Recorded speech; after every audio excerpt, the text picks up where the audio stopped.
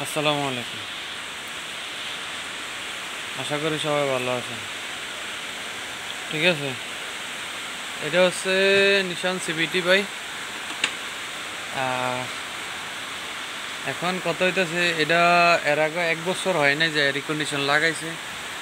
কোথায় লাগাইছে জানি না, তবে এটাও আমি করতেছি না, এটা আরেকজনে করতেছে। আমি 2টা ইঞ্জিনের কাজ করতেছি, সময় নেই হাতে, এই কারণে আমি ধরি নেই। এটা গিয়ারবক্স খুললে আর কি লাগাইবার একটা।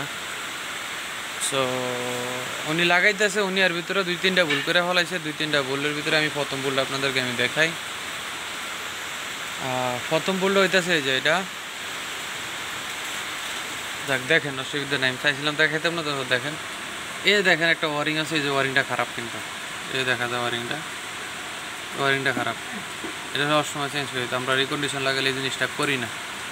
ঠিক আছে, রিকন্ডিশন লাগালে এই জিনিসটা আমরা করি না। দ্বিতীয় হইতেছে ফিল্টার। যখন রিকন্ডিশন লাগাবেন তখন ফিল্টার চেঞ্জ করতে হবে, তবে এটার টাইম হয়েছে আপনার সাথে সাথে ফিল্টার চেঞ্জ করে ফেলাইবেন, যে উঠানোর আগে দিয়েই ফিল্টারটা চেঞ্জ করে ফেলাবেন। এটা হচ্ছে দ্বিতীয়। ঠিক আছে, আর তৃতীয় হইতেছে আপনার ট্রিটমেন্টটা হইতেছে আপনার যে একটা তেল আর কি, ওটা আমার কাছেও আছে। আমি বাংলাদেশে গেলে আমি ওটা নিজে তৈরি করব।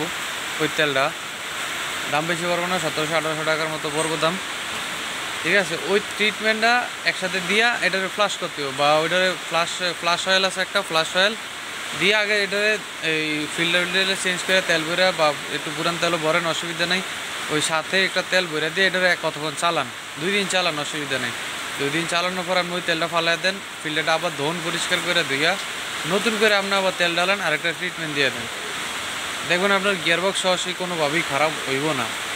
এই জিনিসগুলোর কারণে গেলাম গিয়ারবক্স খারাপ হয়ে যায় সহজেই, অনেকে বুঝে না, না বুঝার কারণে ক্ষয়ক্ষতিটা হয়ে যায়।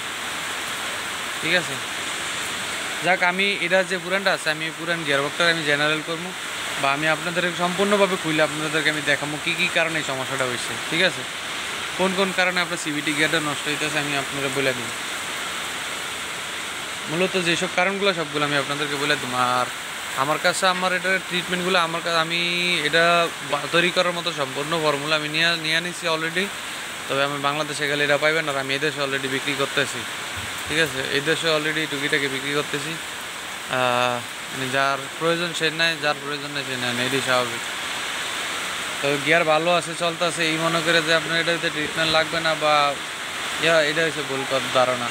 যখন আপনার গাড়িটা সিভিটি গিয়ার হোক, যেই গিয়ার হোক, সেখানে যখন গিয়ার ডালবেন ওই জিনিসটা ডাইলা দেওয়াটা উচিত। কারণ হইতেছে আপনার ভিতরে যে এগুলো কতদিন পরে আর কোনো ঠিক ঠিকানা নাই।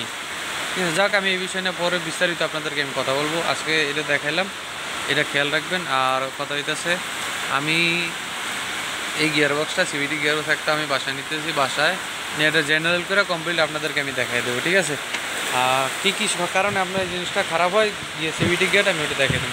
সবাই অবশ্যই চ্যানেলটি সাবস্ক্রাইব করে সাথে থাকবেন, পাশে থাকা বেল বাটনটি বাজিয়ে দিন, যাতে করে আমি আপনাদেরকে আমার সবগুলো ভিডিও আমি আপনাদেরকে দিতে পারি। আর আমার ভিডিওগুলো দেওয়ার সাথে সাথে আপনারা আমার ভিডিওগুলোর নোটিফিকেশান পেয়ে যান। আর ভিডিও শেয়ার করুন বেশি করে। আমি ইদানিং জিদ করে আপনাদের সাথে আমি ভিডিও দিতেছি না, কারণ আপনারা ভিডিও শেয়ার করেন না ঠিকঠাক মতো, এই কারণে আমি ভিডিও দিতেছি না ইদানিং। ঠিক আছে, এটা অনেক বড় ওয়ার্কশপ, গাড়ির অভাব নেই। পুরো ওয়ার্কশপে কমসে কম 400-র উপরে গাড়ি আছে, এই দেখের ভিতর পর্যন্ত, অনেক ভিতরে। ঠিক আছে, এদিক দিয়ে একেবারে ওই মাথায় দিকে অনেক 400-র মতো গাড়ি আছে পুরো ওয়ার্কশপের ভিতরে। ঠিক আছে, এই সাইডে যার কারণ আছে, এই সাইডে খালি আছে কিছু। সো এটা খেয়াল রাখবেন। ঠিক আছে, আপনারা যদি শেয়ার করেন ভিডিও, তাহলে আমি ভিডিও দিতে পারবো, নাহলে আমার ওই ইদানিং মন খারাপ করে আর কি আপনাদেরকে ভিডিও দিতেছি না। যাই হোক, আপনারা যদি শেয়ার করেন, অনেকেই বলছেন ভিডিও চান, আবার আমি দেবো ভাই, কোনো অসুবিধা নেই। তবে আপনারা আমার দিকেও খেয়াল রাখবেন। ওকে ভাই, ভালো থাকুন সবাই। আসসালামু আলাইকুম।